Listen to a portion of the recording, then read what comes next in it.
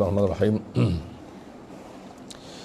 Alhamdulillah rabbil alamin wassalatu wassalamu ala sayyidil mursalin sayyidina wa nabiyina Muhammad wa ala alihi washabbihi ajma'in.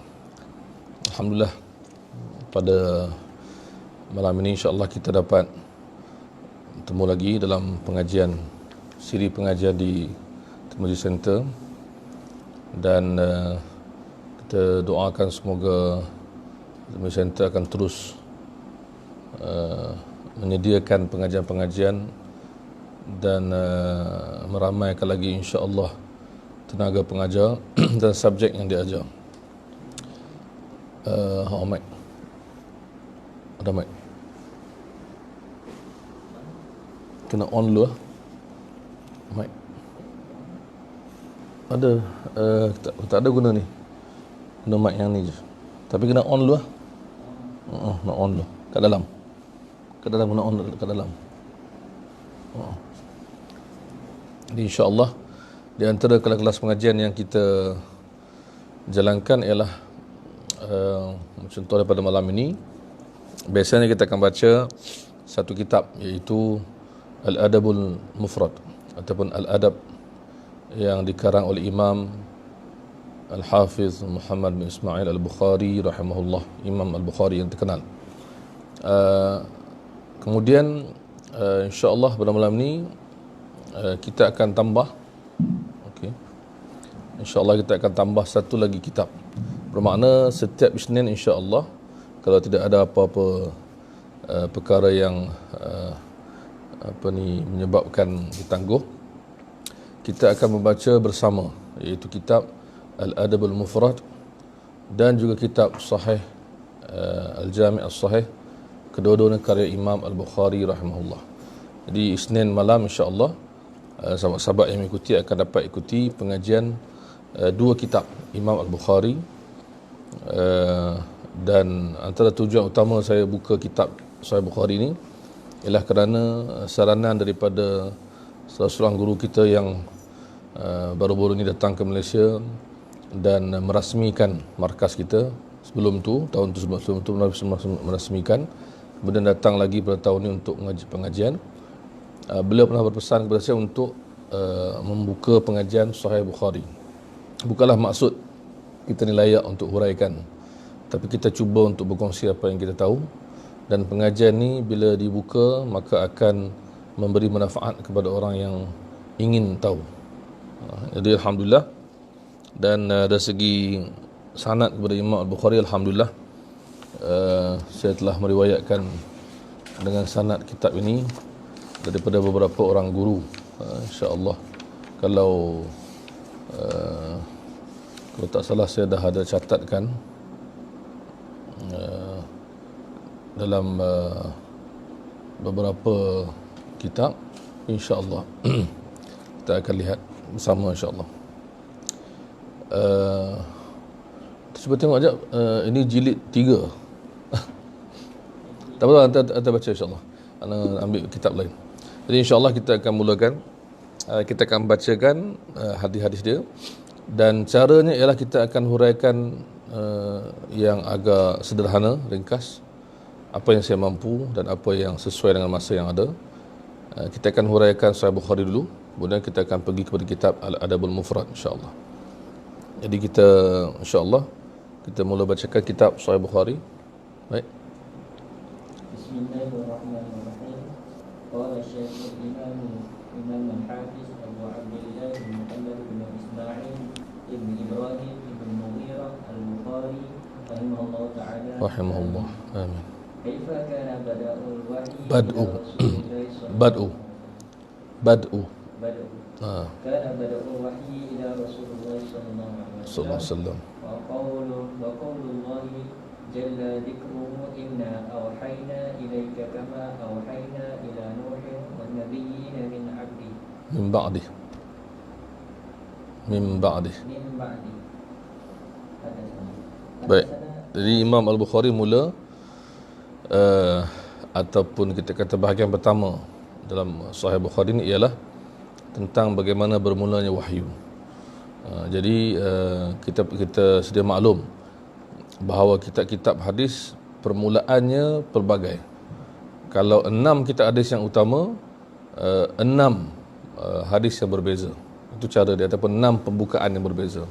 Sahih Muslim contohnya bermula dengan bab hadis-hadis bab iman. Itu hadis pertamanya tentang kedatangan malaikat Jibril alaihissalam bertemu dengan Rasulullah sallallahu alaihi wasallam.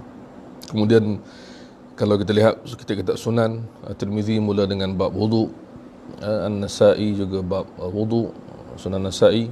Kemudian Sunan Ibn Majah juga, Sunan Ibn Majah lain sikit, dia mula dengan bab mengikuti sunnah, ada muqaddimah.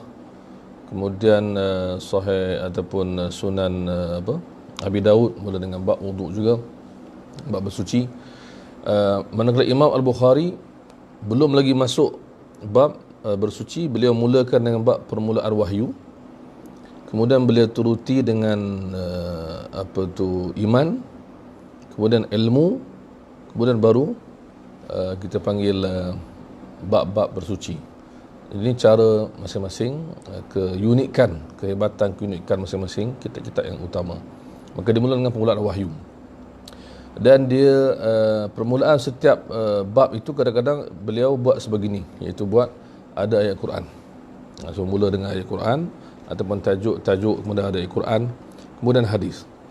Maka permulaan wahyu ni ialah kepada Nabi sallallahu alaihi wasallam sebagai rasul. Dan dalam bab pertama ni beliau menceritakan tentang mula sekali tentang niat, sebagai isyarat bahawa sebelum kita belajar, niat kita mesti dibetulkan. Kemudian beliau juga turuti selepas itu dengan hadis-hadis bagaimana datangnya wahyu, dan juga permulaan wahyu di Gua Hira. Kemudian bagaimana ketika di awal itu baginda sallallahu alaihi wasallam cuba untuk menghafal. Ketika malaikat Jibril menyampaikan, baginda cuba untuk menghafal, tapi Allah SWT turunkan ayat Quran bahawa Allah akan menjaga dan menjadikan Rasulullah SAW menghafal. Maka jangan bimbang ke arah itu. Kemudian beliau teruti juga dengan hadis-hadis lain, dan akhir sekali dalam bab permulaan wahyu ini ialah hadis tentang bagaimana Abu Sufyan radhiyallahu anhu bertemu dengan Raja Heraklius atau Herakl. Itu hadis panjang. Dan ketika itu Abu Sufyan belum lagi masuk Islam. Dan beliau disoal oleh Raja Herakl atau Heraklius yang dalam nama moden dia, tentang Nabi sallallahu alaihi wasallam. Maka selepas itu barulah Imam Al-Bukhari membawa hadis bab iman. Baik, kita mulakan baca insya-Allah. Hadis pertama, hadis tentang niat insya-Allah. حدثنا الحميد عبد الله بن زبير قال حدثنا سفيان قال حدثنا يحيى بن سعيد الأنصاري قال أخبرني محمد بن إبراهيم أن التيمي أنه سمع علقمة بن وقاص ابن وقاص الليثي يقول سمعت عمر بن الخطاب رضي الله عنه قال المنيب على المنبر رضي الله عنه على المنبر قال سمعت رسول الله صلى الله عليه وسلم يقول إنما الأعمال بالنيات وإنما لكل امرئ ما نوى فمن كان هجرته إلى ومن كانت هجرته إلى الدنيا يصيبها أو إلى امرأة ينكحها فهجرته إلى ما هاجر إليه. Jadi ini hadis yang pertama, dan ini biasa kita jumpa dan kita telah pun ikuti dalam kelas hadis 40 Imam An-Nawawi rahimahullah, hadis tentang niat. Cuma bagi yang melihat dengan teliti, kita akan mendapati bahawa lafaz pertama ataupun lafaz hadis pertama ini ada sikit berbeza dengan lafaz dalam yang kita selalu dengar dalam kitab-kitab lain. Ialah kita buka kitab dari 40 ke kitab lain, kita akan jumpa hadis niat ni dia panjang lagi, lebih panjang, iaitu dia akan ada faman kanat hijratu ila Allah wa rasulih. Tapi dalam riwayat Imam Bukhari ni beliau bawa tak ada yang tu, ia terus kepada faman kanat hijratu ila dunya. Jadi ini kerana lafaz ini beliau ambil pada guru dia melalui sanad ini. Tapi hadis asalnya ialah lengkaplah, akan kita temui nanti dalam bab iman, dalam bab lain-lain. Dan hadis ini kata para ulama berulang sebanyak 7 kali dalam Sahih Bukhari. Jadi pengulangan-pengulangan selepas ini akan kita dapati bahawa memang hadis itu daripada awal ada faman kanat hijratuhu ila Allah wa rasulih fa hijratuhu ila Allah wa rasulih, ada. Dia makna kita buka tu macam mungkin setengah orang bila buka hari pertama kenapa ringkas? Sebab Imam Bukhari bawa riwayat ini sebagai riwayat daripada guru dia, dan beliau riwayatkan daripada banyak guru. Ini daripada siapa? Daripada Al-Humaidi. Dan kata ulama yang menariknya ialah Imam Al-Bukhari memulakan dengan niat. Itu untuk mengingatkan diri dia dan diri kita bahawa apa yang kita buat dalam hidup kita, termasuklah mengaji kitab ni, termasuklah beramal, adalah penting niat tu. Kemudian yang menarik juga adalah Al-Humaidi. Al-Humaid itu gelaran kepada guru dia Abdullah bin Zubair. Jadi Humaid itu berasal daripada hamd, iaitu pujian kepada Allah. Asal usul perkataan Humaid. Maksud Imam Bukhari seolah-olah menyatakan dia memulakan dengan pujian kepada Allah. Kena letak nama guru dia yang membawa maksud kata tu ada nama yang berkaitan dengan hamd, iaitu pujian. Dan di akhir sekali kitab Sahih Bukhari, beliau letakkan hadis daripada guru dia yang bernama Ahmad bin Ishkab. Ahmad juga. Ahmad daripada hamd juga. Pujian juga. Maka puji dan puji di awal dan akhir. Dan kata ulama juga yang menarik ialah Al-Humaidi ialah Mekah, imam daripada Mekah. Maka Mekah didahulukan. Dan manakala hadis yang kedua ialah hadis daripada imam nanti Imam Malik Madinah. Maka dia ada turutan dia. Dan insya-Allah kalau kita dapat sebutkan macam mana para ulama cerita keindahan susunan Sahih Bukhari, kita akan sebutkan masa ke masa apa yang kita mampu, apa yang saya ingat. Jadi makna hadis pertama ni jelas tentang niat, iaitu amal tu dikira dan diterima berdasarkan niat, dan setiap orang akan dapat apa yang dia niatkan. Maka Nabi berikan contoh, kalau niat hijrah itu kerana Allah, maka Allah beri ganjaran yang tak terkira. Tapi kalau niat kerana dunia, bukan kerana Allah, maka dia dapat itu sahaja. Maka itu hadis yang jelas tentang niat. Dan hadis ini kata sebagai ulama digalakkan untuk kita mulakan penulisan kitab dengan hadis ini sebagai peringatan. Dan saya jumpa ulama-ulama yang bila nak mengajar dia akan sebut hadis dulu. Dan setengah ulama pula dia buat style kita mulakan kelas kita dengan membetulkan niat.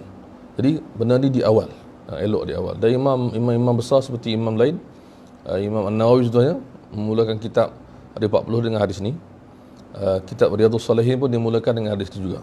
Maka ini sebagai peringatan. Baik. Kemudian hadis yang kedua masuk terus kepada bagaimana datangnya wahyu. Okay.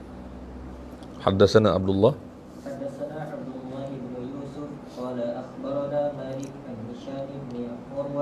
عن أبيه عن عائشة أم المؤمنين رضي الله عنها عن حارث بن هشام رضي الله عنه أن الحارث بن هشام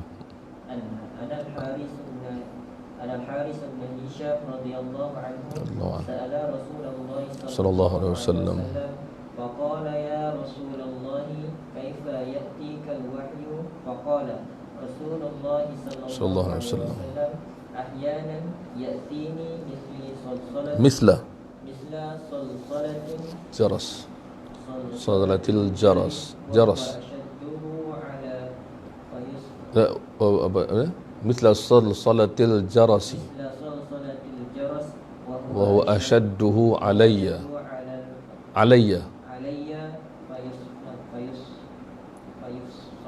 فيفصم عني وعيت قال وأحيانا يتمثل الملك رجلا فيكلمني فأعي ما يقول. قالت عائشة رضي الله عنها ولقد رأيته ينزل عليه الوحي في اليوم الشديد البرد فيفصم عنه وإن جبينه فيتفصل عرقا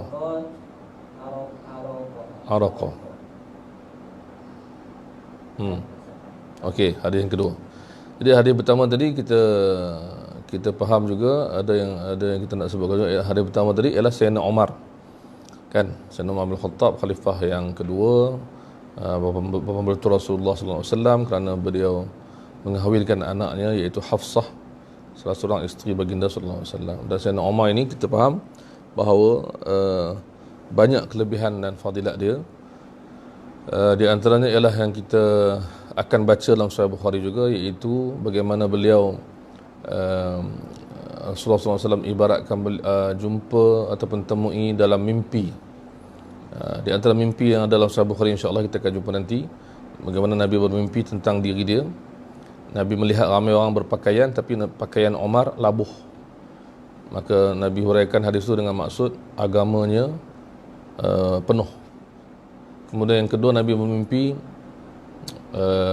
baginda sallallahu alaihi wasallam meminum susu dalam satu bekas, kemudian ada lebih, baginda berikan kepada Umar.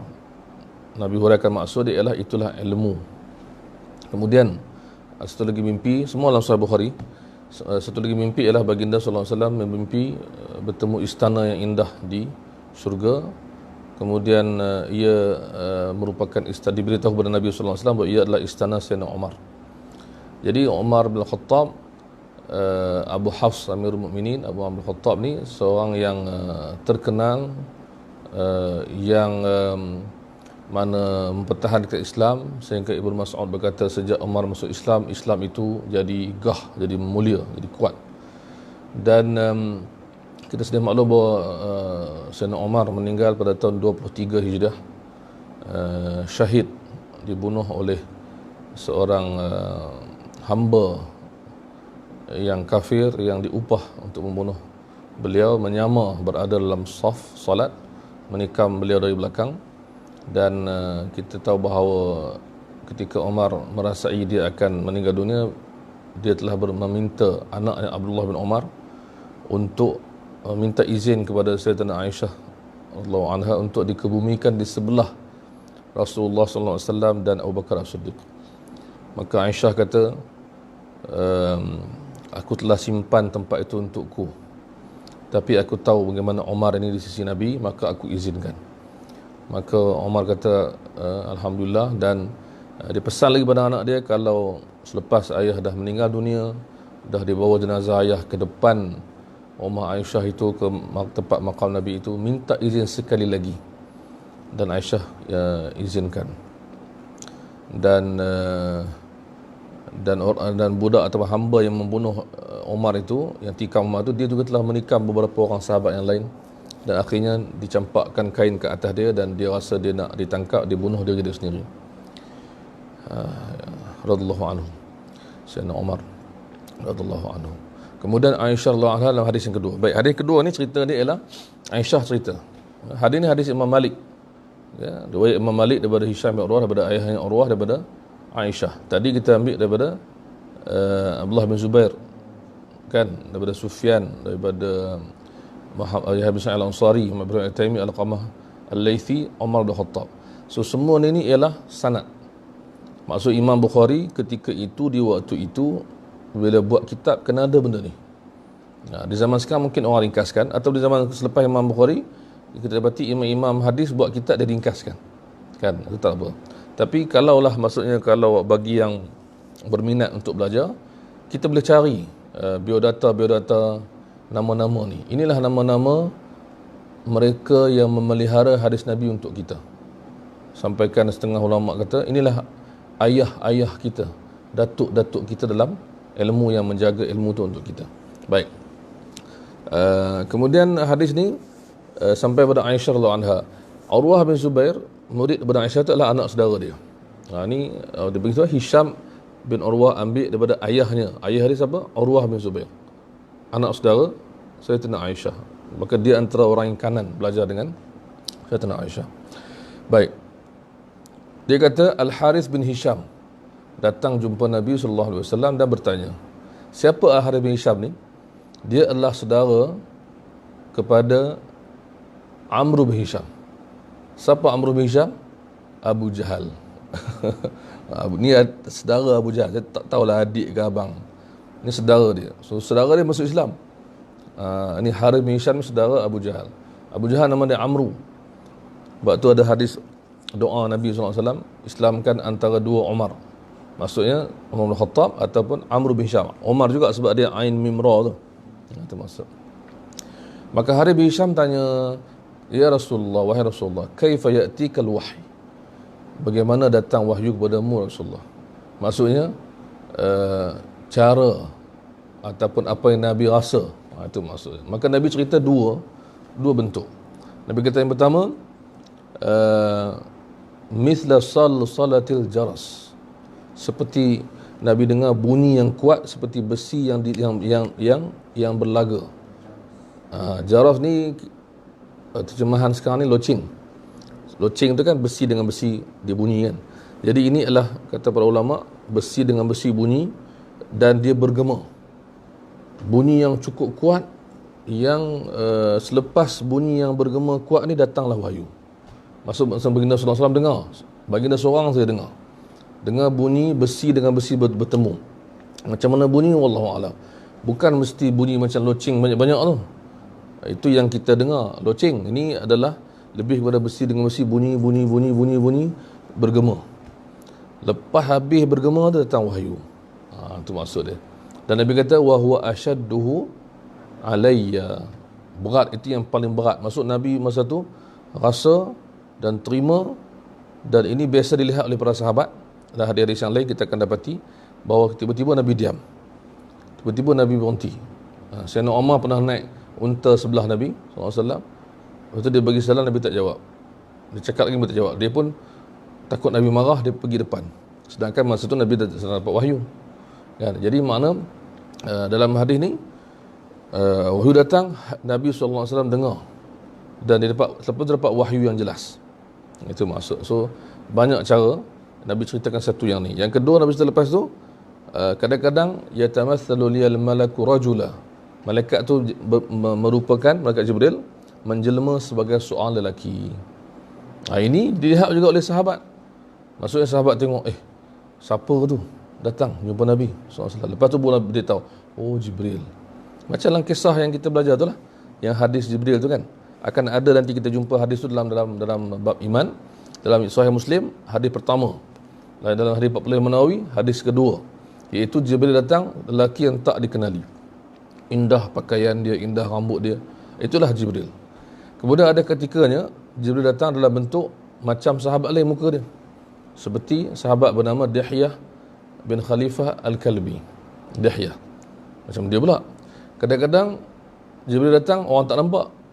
Jadi di sini Nabi beritahu, kadang-kadang ketikanya datang seorang lelaki, itulah malaikat Jibril.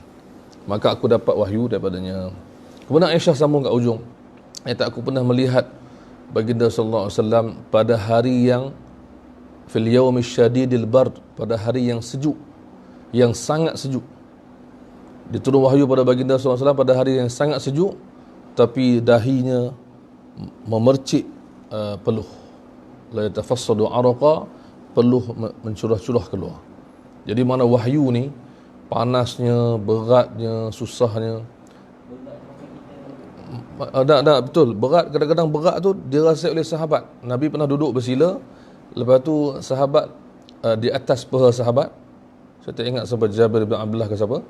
Kemudian bila wahyu turun, sahabat tu kata, paha aku macam nak patah. Jadi makna, kata sebagai ulama mengambil pengajaran daripada hadis-hadis begini, ialah bagaimana Nabi SAW berat menerima wahyu untuk kita. Nabi tanggung benda ni. Nabi dapat, dan Nabi sabar, Nabi sampaikan kepada kita. Maksudnya bila Nabi sampaikan tu senang ya. Ini yang kita kata, ilmu tu kadang-kadang guru-guru kita dapat cara yang payah. Berjalan, merantau, susah, payah semua, kita dapat senang ya. Dan ini pernah berlaku pada, kita akan jumpa dalam Sahih Bukhari insya-Allah, iaitu kata-kata Amir Asy-Sya'bi tabi'in. Lepas dia berkata satu hadis, dia kata ambillah percuma dengan mudah. Kami susah ambil hadis dulu. So ini antara pengajaran penting kita boleh ambil, dan itulah kita panggil cara-cara Nabi SAW mendapatkan wahyu. Itu hadis yang kedua. Kita berhenti situ insya-Allah sebab hadis ketiga tu panjang. Hadis ketiga tu ialah hadis Sayyidatina Aisyah radhiyallahu anha menceritakan tentang permulaan wahyu di Gua Hira. Itu kita akan bincangkan insya-Allah. Macam mana Aisyah boleh tahu sedangkan masa tu dia belum lahir atau sebagainya, kata sebagian pengkaji. InsyaAllah kita akan huraikan dan kita minta sahabat-sahabat yang mengikuti mendoakan yang kelas kita ni akan berterusan. Dan saya suka ulang banyak kali, sebut banyak kali dan ingatkan diri saya juga dan sahabat-sahabat. Kata Syekh Mustafa An-Nadwi ketika dia sampai ke markas kita hari itu, dia kata dia suka pengajian yang berterusan walaupun sikit. Bacalah kitab 1, 2, 3 hadis atau 1, 2, 3 poin, akhirnya khatam. Jadi tumpuan kita ialah kepada berterusan kelas kita, insya-Allah. Jadi itu Sahih Bukhari, kita dapat alhamdulillah 2 hadis. Kemudian kita masuk kepada kitab Al-Adabul Mufrad. Okey. Al-Adabul Mufrad juga karangan Imam Al-Bukhari. Malam ni kita dengan Imam Bukhari je. So kalau siapa-siapa yang ada masa lapang lepas ni, boleh tengok biodata Imam Al-Bukhari untuk menambahkan lagi rasa kecintaan kita kepada imam hadis dan para ulama. Kita berhenti pada Al-Adabul Mufrad, kita berhenti pada hadis ataupun bab 96. Betul? 96 maksudnya, sebab saya tanda ni 96. Tak apa. Bab lebih kurang juga. Okey.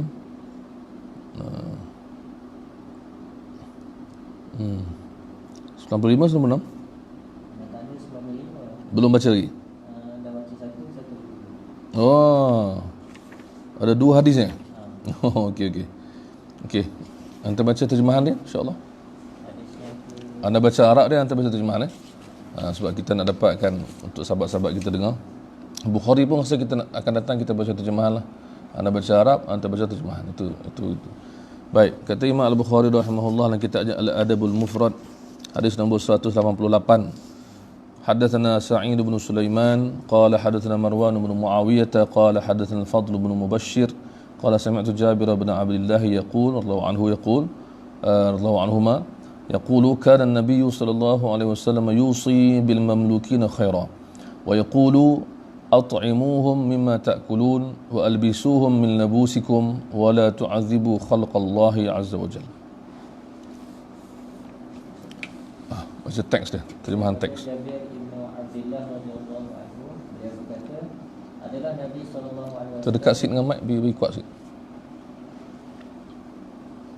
Adalah Nabi sallallahu alaihi wasallam berwasiat agar memperlakukan hamba-hamba dengan baik, dan baginda sallallahu alaihi wasallam bersabda, hendaklah kalian beri mereka daripada apa yang kalian makan, dan hendaklah memberikan mereka pakaian daripada apa yang kalian pakai, dan janganlah kalian mengazab atau menyiksa ciptaan Allah SWT. So makna jelas, Nabi suruh beri makan dan minum, pakai sama. Sama ni maksudnya ialah jangan zalimi mereka lah. Mungkin kadang-kadang pakaian tu tak sama antara tuan dengan hamba, tapi pakaian tetap pakaian, makanan tetap makanan. Dan di hujung tu disebut jangan siksa, maksudnya bukan tak boleh hukum. Kita dah ambil sebelum ni hadis bagaimana dibenarkan untuk tuan kepada hamba menghukum hambanya kalau salah, tapi tak dibenarkan pukul pada muka. Jadi ada pengecualian. Walaupun hadis ni kata jangan siksa, jangan hukum, tapi hukuman tu dibenarkan kalau ada benar-benar berlaku kesalahan. Itu maksud dia. Baik. Kemudian bab 96, bab maki hamun hamba. Memaki hamun. Maki hamun ni kita tahu bahawa dalam Islam ataupun dalam adat kita memang tak elok lah. Dan biasanya orang tu akan maki hamun kalau benda tu serius. Mungkin dia terlepas cakap. Tapi kalau orang tu sentiasa maki hamun, itu bukan akhlak yang baik, kan? Kalau setiap masa semua benda kita marah satu hal, kan? Maki hamun satu hal. Boleh marah tanpa maki hamun, boleh marah dengan tenang, boleh marah dengan terkawal. Jadi di sini bagaimana dengan seorang tuan atau seseorang itu memaki hamun hamba dia? Boleh atau tidak? Itu maksud dia. Sebab hamba ni bawah dia, kemudian hamba ni buat silap, dan hukum atau tak hukum atau macam mana, kita lihat hadis ni.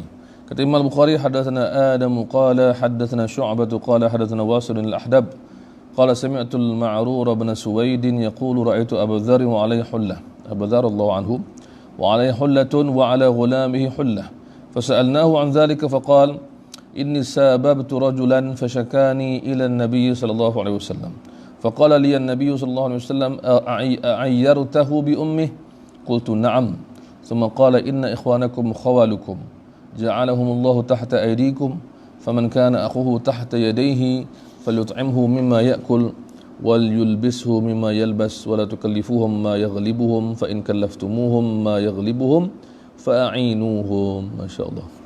Maksud dia?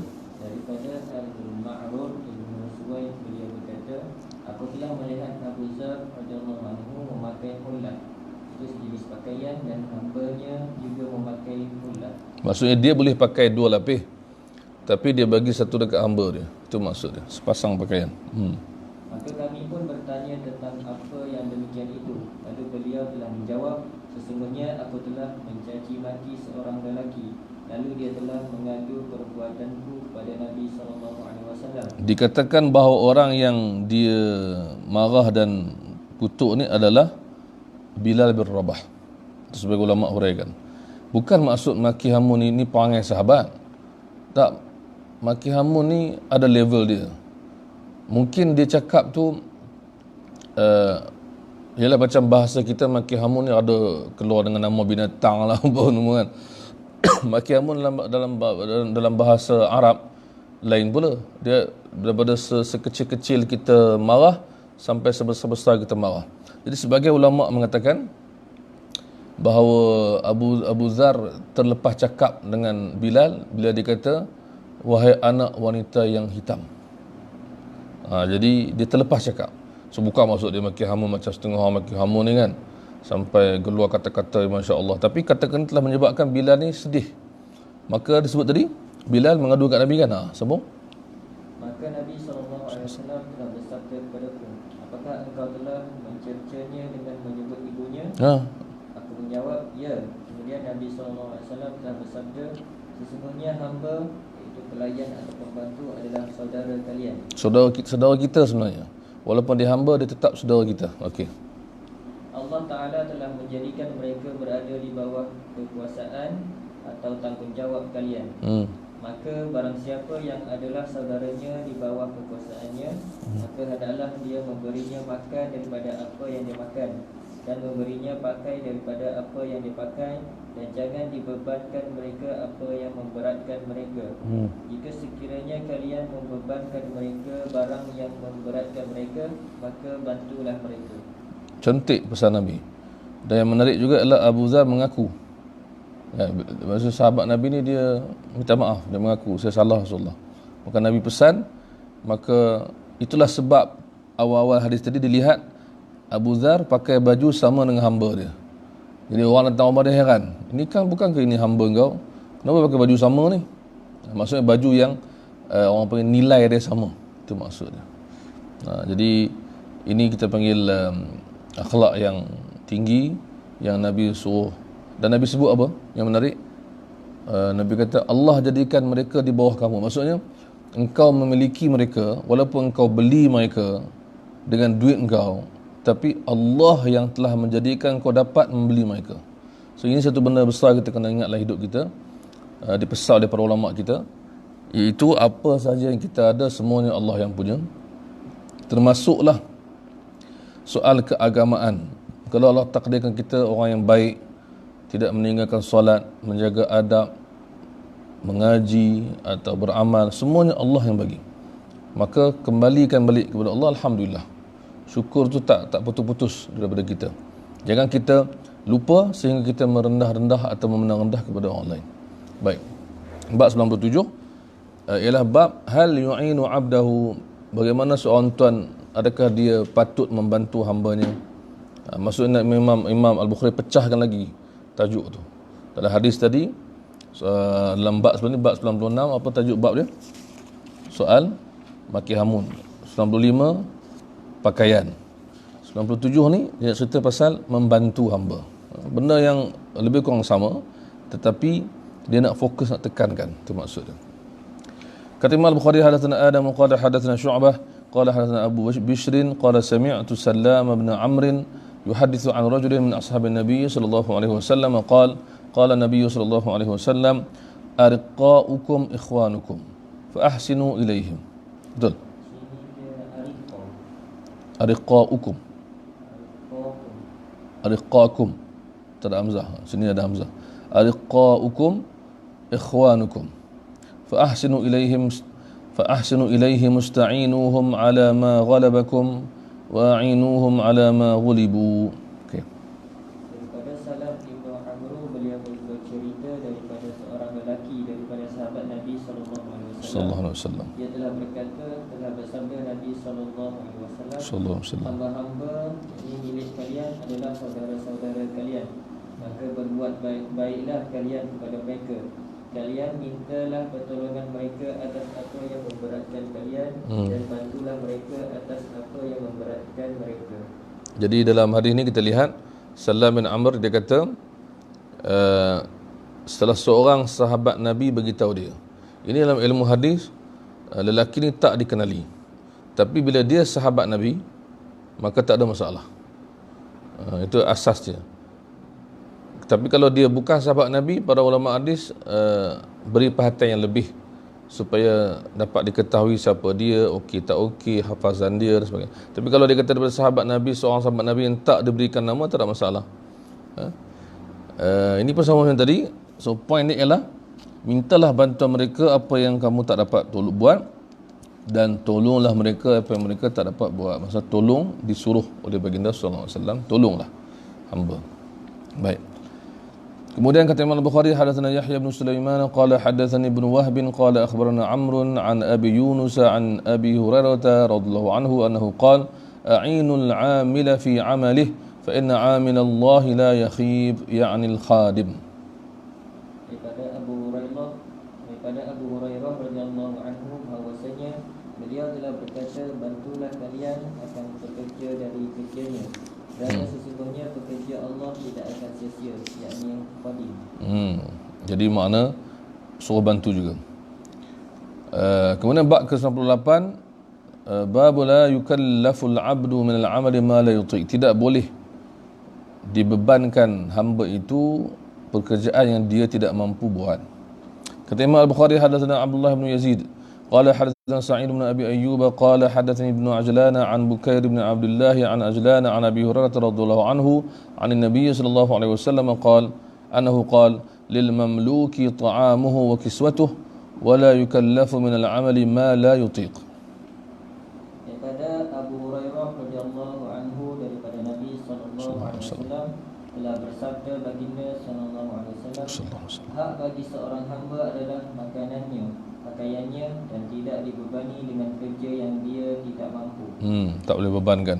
Siapa-siapa pun tak boleh dibebankan dengan benda yang dia tak mampu.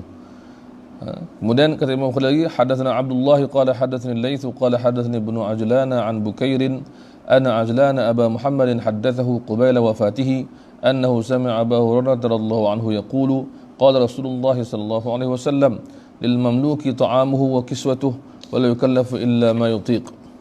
Sama makna dia, kita baca. Daripada Abu Hurairah radhiyallahu anhu, beliau berkata, telah bersabda Rasulullah sallallahu alaihi wasallam, bagi seorang hamba adalah makanannya, pakaiannya, dan tidak dibebani dengan kerja melainkan apa yang dia mampu lakukan.